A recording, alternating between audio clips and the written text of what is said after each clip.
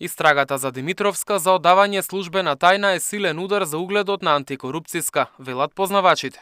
Според еден од поранешните председатели на ДКСК Драган Малиновски, довербата во оваа институција низ годините била подложна на доста осцилации нагоре-надолу. Состојбата е кревка и треба да се внимава со секој потек за тоа каков печаток ќе остави кај граѓаните за својата работа. Ова дефинитивно е многу силен удар на самата на комисијата во целина, но ја би рекол дека и удар генерално во поглед на борбата со корупцијата во државата, бидејќи, знаете, антикорупцијската комисија институционално представува или е поставена како еден двигател што треба да дава интонација, темпо за борба со корупцијата и така натака. Така да ова е навистина многу сериозен удар. Малиновски се сомнева дека антикорупцијска ќе може да продолжи да работи со темпо како да не се случило ништо.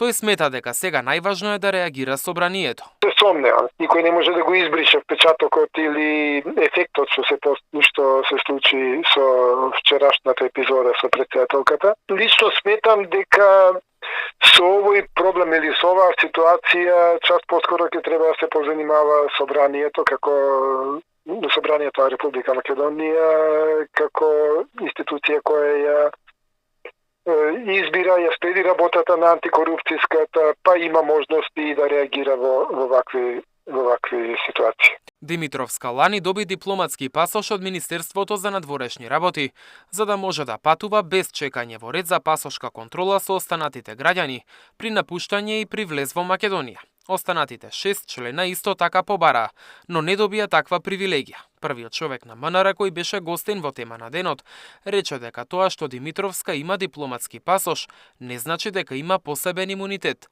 Според него, логично е таа од етички и морални причини да си даде оставка.